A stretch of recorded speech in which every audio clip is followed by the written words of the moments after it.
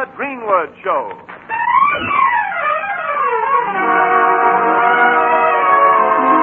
Welcome now to our show. Here's a friend you all know.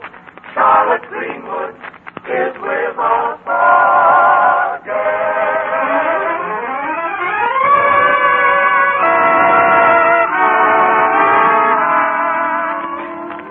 Yes, ladies and gentlemen, Charlotte Greenwood is brought to you this Sunday and every Sunday at this time by the makers of Hallmark greeting cards to remind you that every time you want to remember someone, you'll find a Hallmark card that says just what you want to say the way you want to say it.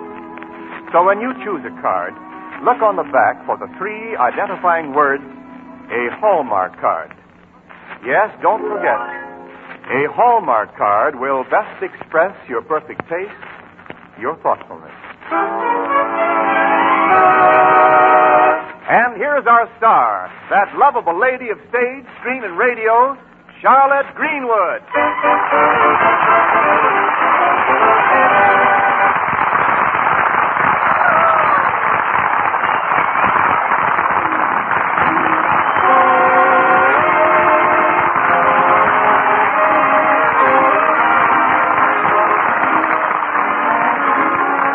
And now to our story.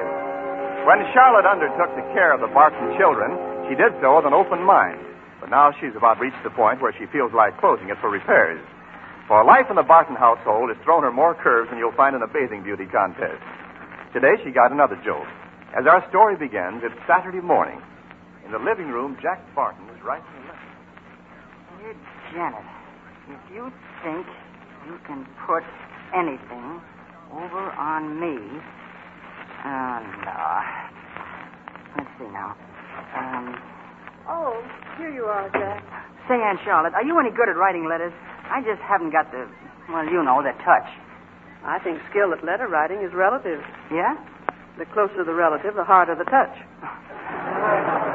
No, I don't mean... Well, it's just not that kind of a letter. I don't know. When a man woos a woman, he woos woe. Woos who? Woos woe, woos woe. Would you mind changing the needle and playing that again? You don't get it. It simply... Well, running after a girl simply means trouble. Oh, there's no trouble running after a girl. The trouble starts when you catch her. You can say that again. When I started going with Janet, I had a bank balance of $16. Now my balance is down to $7. Well, love makes the world go round. If it goes around fast enough, you're bound to lose your balance. This is serious, Aunt Charlotte.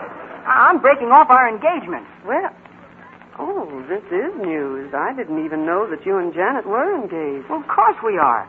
Janet promised to marry me as soon as I made my fortune. That isn't an engagement. That's an option.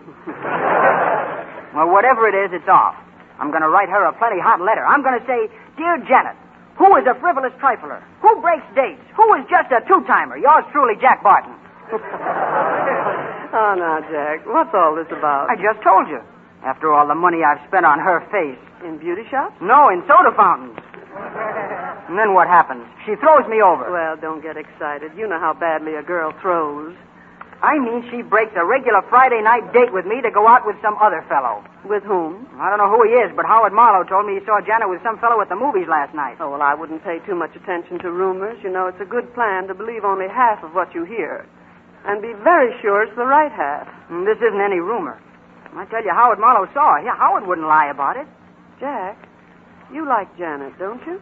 Now, be honest. Well, sure. Until this happened, I thought she was swell. But when she stands me up for somebody else, that's the end. Man has his pride, Well, you know. call her up and get her side of the story. I can't call her up. I'm not speaking to her. I'm never going to speak to Janet again. Oh, now, don't be too sure about that. Things change, you know. The only thing that doesn't is a private opinion of the second lieutenant.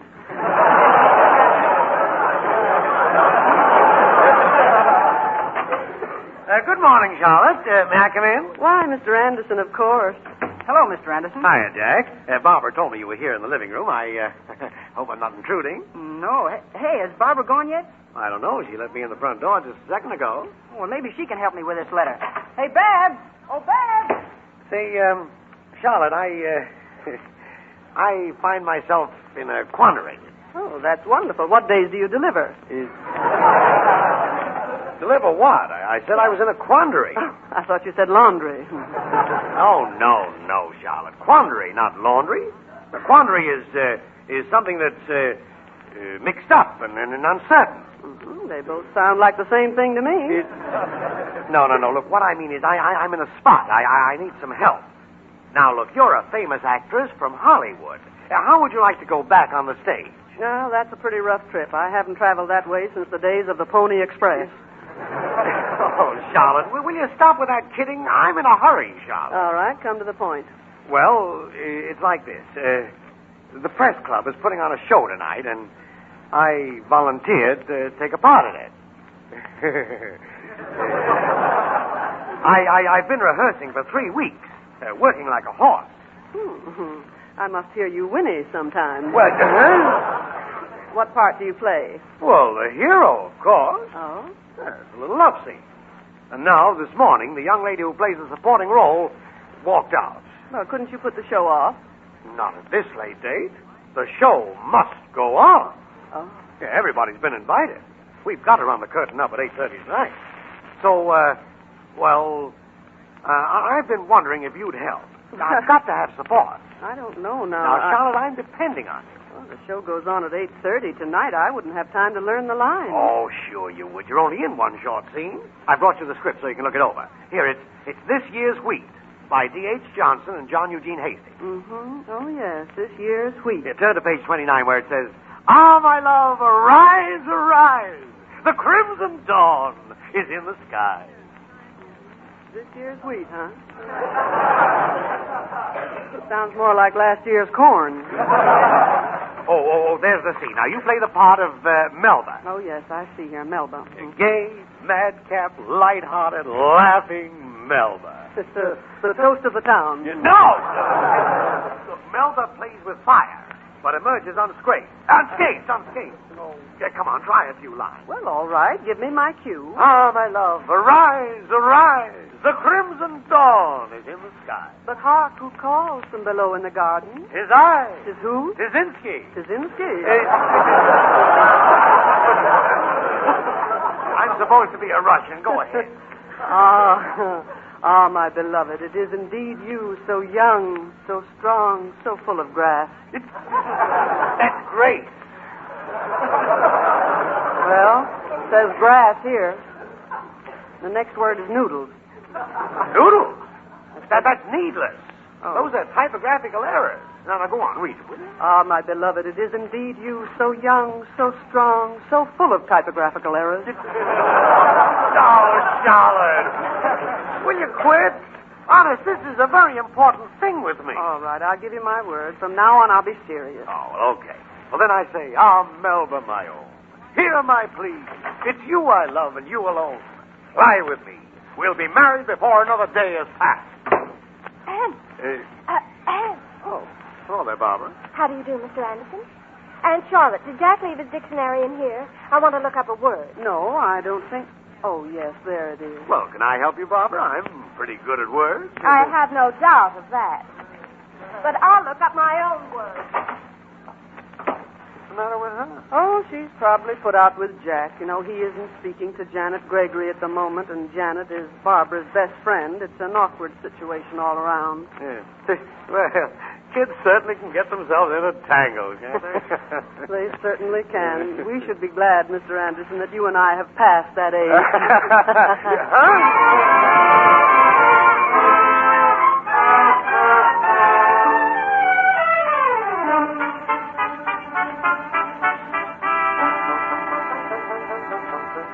Babs, I can't believe it. Not so loud. They're still there in the living room. They might even be standing right on the other side of the door. But why would Mr. Anderson be making love to Aunt Charlotte? Why not? Aunt Charlotte's attractive, isn't she? Well, sure, but Anderson is an old man. He must be every bit of 35. I know, it's shocking. Well, tell me again now what Anderson said to her. Can't remember his exact words. He said he loved her and wanted her to fly with him. Not even a good man is to have a regular wedding. He wants to elope. What did Aunt Charlotte say? Well, nothing. What could she say? Gee, it must have been embarrassing for her. Oh, Jack, we just can't let this awful thing happen.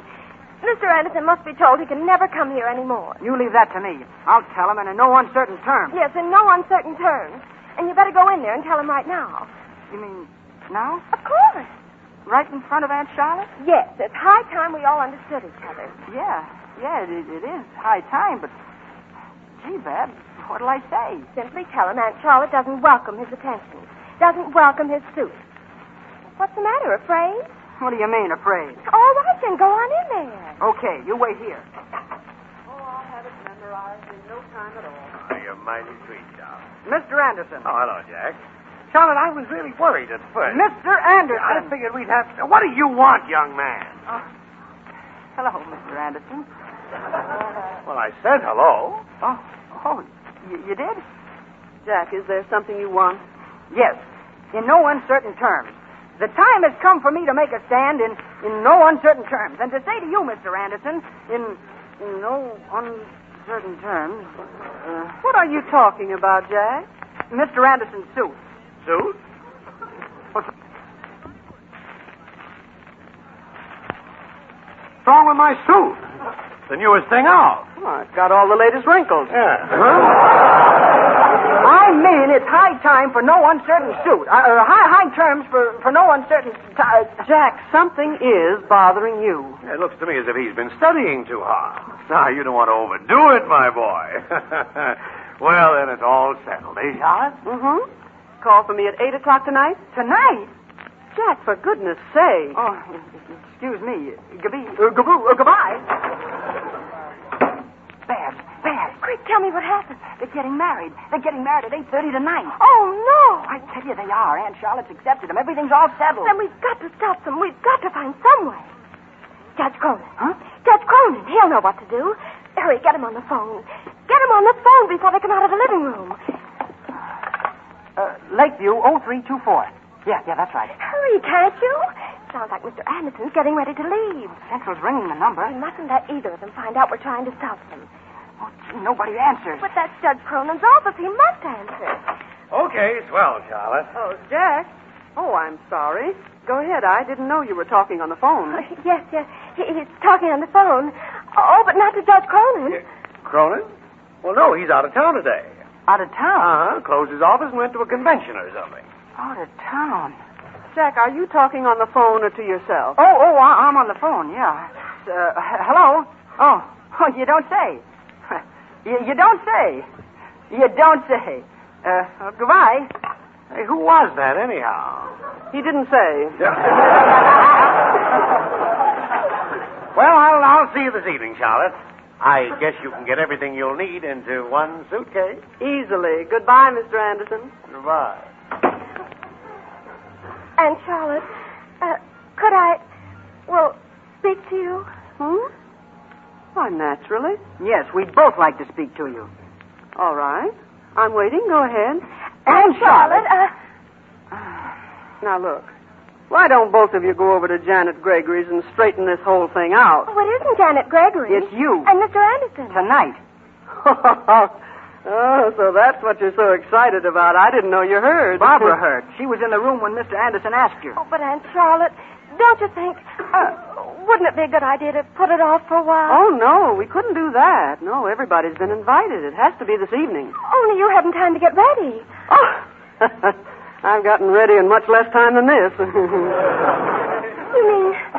You mean you've done this before? Oh, dozens of times.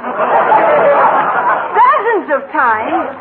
Only, Aunt Charlotte, how could everybody have been invited when Mr. Anderson asked you just this morning? Oh, I'm simply taking another woman's place. Mr. Anderson's regular girl walked out on him. Walked out on him? Jack, can't you talk without shouting? And you knew? You knew about this other woman? Of course. That doesn't make any difference to me. I consider it all very flattering. Flattering? Oh, Aunt Charlotte, if Mr. Anderson had wanted you, really wanted you, he'd have asked you in the first place. Why don't you give it up? Why don't you forget about it? No, Barbara. Now, Mr. Anderson is a friend of mine. He's had some bad luck, and he's completely depending on me for support. Oh, Aunt Charlotte.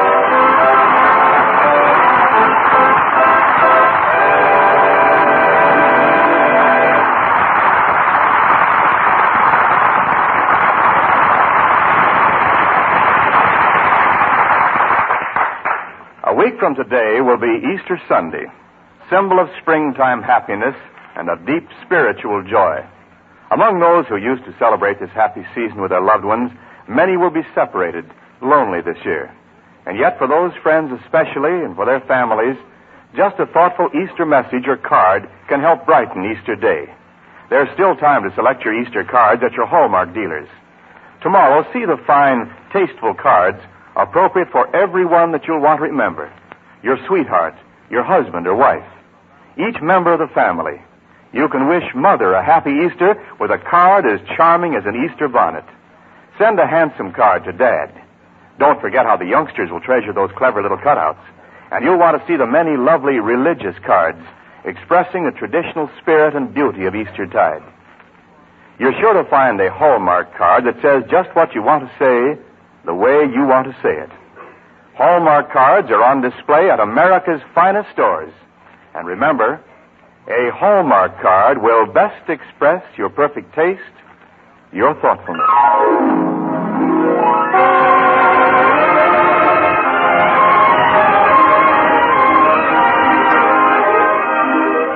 And now back to our story in the Barton home. It's Saturday evening. Somewhere in the house, a clock is striking 8. And in the hallway, Barbara and Jack are holding a desperate council of war. I tell you, we'll lose her. We'll lose her forever. In less than a half an hour now, she'll be gone. Take it easy, Babs. You could only have gotten to Judge Cronin sooner. How could I? He was out of town. It was only by luck that I found out where to reach him at all. What did you tell him when you talked long distance? I told him everything. He said he'd start back right away, and his train was due 20 minutes ago. He'll never get here in time, never. He's probably still down at the station waiting for a taxi. I'm going to phone the police. The police? The police? Well, they can't help us. I'm going to ask them to send a motorcycle sidecar for us. Give me the police station. But, Barbara, they won't do that. Of course they will. He's a judge, isn't he? Or used to be. And this is an emergency. But, Barbara... Hello? The police station? This is the Barton residence. We need help. Could you... The door. Somebody's at the door. Jack, Barbara, will someone answer the doorbell? Quick, hang up. It's Mr. Anderson. I just know it's Mr. Anderson. Wasn't that the door chime? Well, did you hear something, Jack? Hear something? What's the matter with you two children? Of course it was the door chime. Oh, and Charlotte, wait. Opening that door, well, it might be dangerous. Dangerous? Well, you might need a burglar face to face. Well, if he's a burglar, he'll have to take that chance. Hi, Miss Greenwood. Oh, good evening, Junior.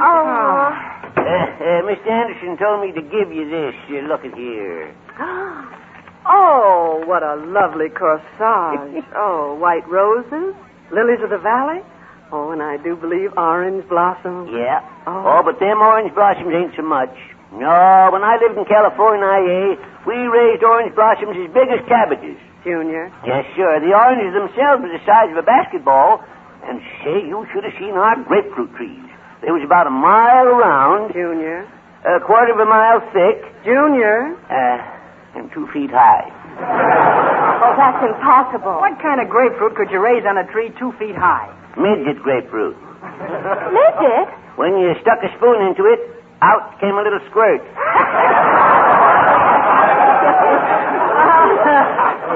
Junior, there's more to grapefruit that meets the eye. Oh, meets the eye. Oh, say, are you sharp? You cut me to the cuticle. Good evening. Judge Cronin. Thank goodness. Come in, Judge. This is a very pleasant surprise. Miss Greenwood, could I see you alone for a moment, please? Why, yes. Come into the living room. Remember now what I told you? And don't hurt her feelings. We wouldn't have that happen for the world. I'll handle it very carefully. Don't worry. Just leave it to me. Judge Cronin. Yes. I don't want to hurry you, Judge, but I have an engagement this evening. Oh, yes, to be sure. Now, look, Miss Greenwood, I regard you as a highly intelligent and competent person. Oh, thank you, Judge Cronin. However, there are times when everyone needs advice. Mm-hmm. One needs to be told what friends to have, what to do, and where to go. Oh, I have been told that. No. In other words, there are occasions when our emotions overrule our senses. Yes. Many of the time, my lips have said yes and my eyes said no. Mm-hmm. My heart said yes and my head said no. Mm-hmm. Have you heard from your feet lately? Not a word. You still don't understand. I refer to a time when your emotionally bewildered. Oh. Do you know what it means when a young lady carries a torch? Certainly. She's a welder. That's right. No. I perceive I shall have to be very plain with you, Miss Greenwood. Well, I wish you would, Judge. I really am very busy this evening. Well, let me ask you this. Do you trust my judgment? Of course I do. I've always had the greatest respect for you. You have? Oh, and the greatest admiration. Oh, have you indeed? Well, I've always thought of you as one of my best and very dearest dear friends. Tell me some more. Evening, Charlotte. Are you ready to leave? Oh, hello, George. Oh, is it time to go? Yep, everything's all right. Everything. Wait, just a moment. There's something I have to read to you, Well, Anderson. Judge, some other time. We're in an awful hurry. But this is vitally important. It might affect your entire life. I tore it out of the Lovelorn column.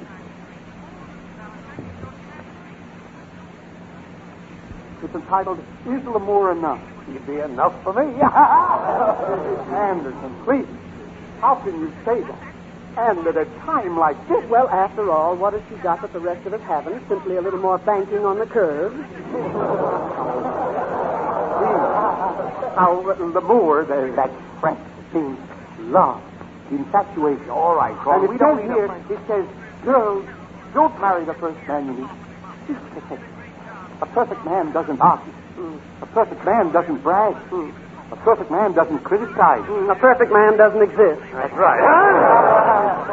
Look, Judge, now can we go? Miss Greenwood, Anderson, please.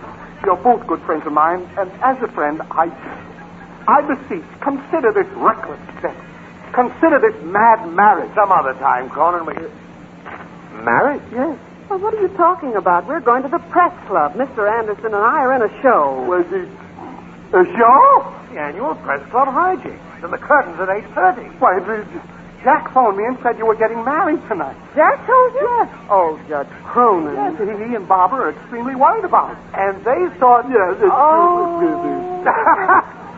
Why, that's what they've been acting so strangely about. Well, that accounts for everything. Can you imagine? Well, you'd better wait for me outside, Mr. Anderson. Huh? Judge, I think it would be a good idea if you'd leave now. Me? But I don't understand. Well, now, Charlotte, don't take it so serious. No. It's just a laugh. Say, I'd like to see the kids' faces when they find out. Well, it may be a laugh to us, but they'll be humiliated and they'd feel ridiculous. You know, you and I have lived long enough to be able to take a little ridicule, but to children, it's a tragedy. Exactly. Miss Greenwood, you're right. Well, yes, I didn't stop to think about that. Oh, I've got to break it to them some way, and it isn't going to be easy.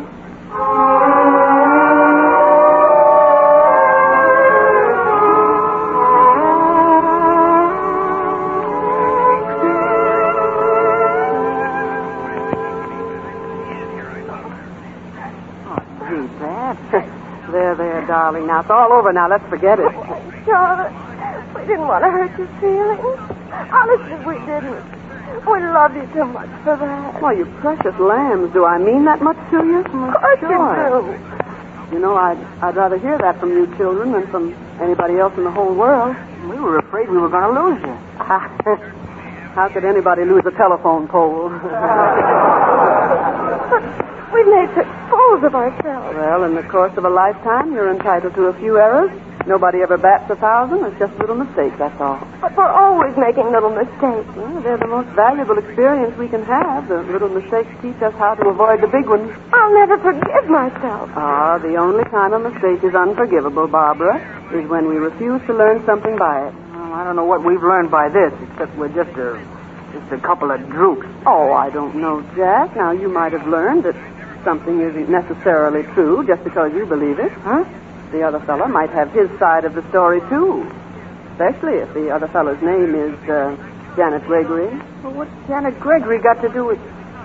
Oh, you mean that story about her going to the movies with... Well, you see how easy it is for you to be wrong. Oh, Jack. And that letter I helped you write. Yeah. Oh, all we do is get into trouble.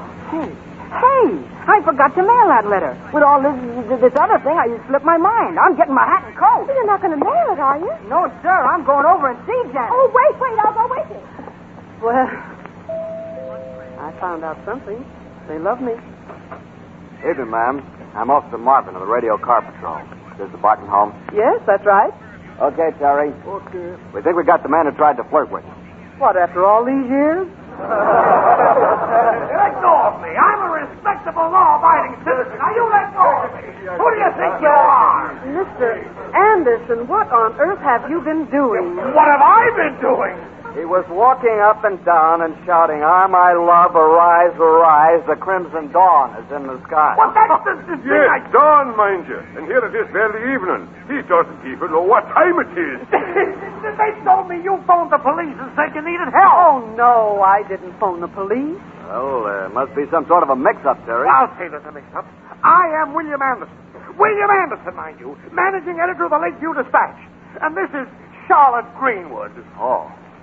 Say, I hope I haven't bothered you, Mrs. Greenwood. Oh, not at all. But just to clear up the mix-up, it isn't Mrs. Greenwood, it's Miss Greenwood. Oh, I'm sorry. You're sorry. But thanks just the same. You're entirely welcome, Miss Greenwood. Come on, Terry. Okay. How do you like that? Trying to arrest me because I'm going to take a part in the play. Because I'm going to act. They should know better. You can't arrest a man for a crime until after he's committed it. That's right. Come on, the show must go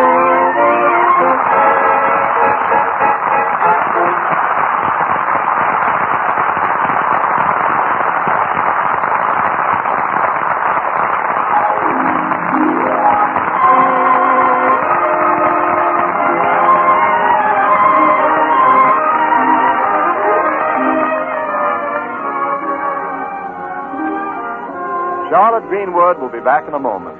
Meanwhile, I want to remind you again, the next time you buy a card for any occasion, look on the back for the identifying words, a Hallmark card.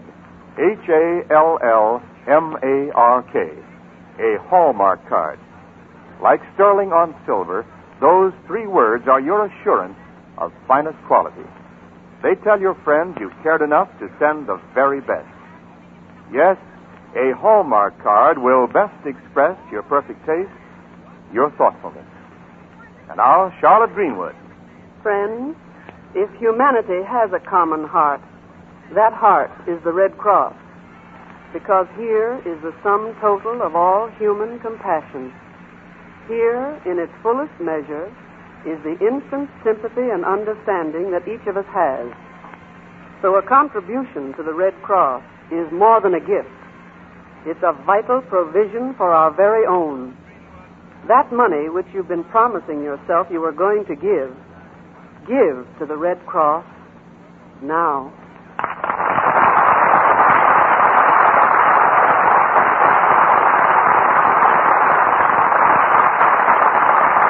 And now, until next Sunday, at the very same time, this is Charlotte Greenwood saying, so long, friends, until we meet again.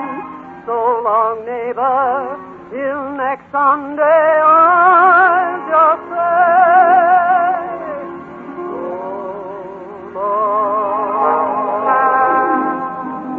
so long.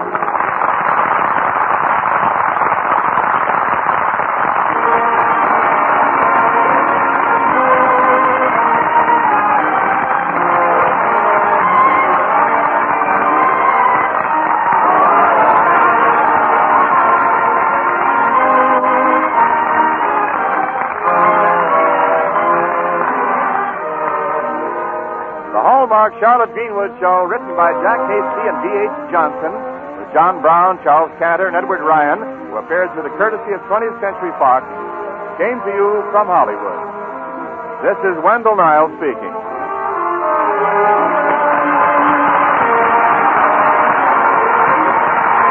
This is the Blue Network of the American Broadcasting Company.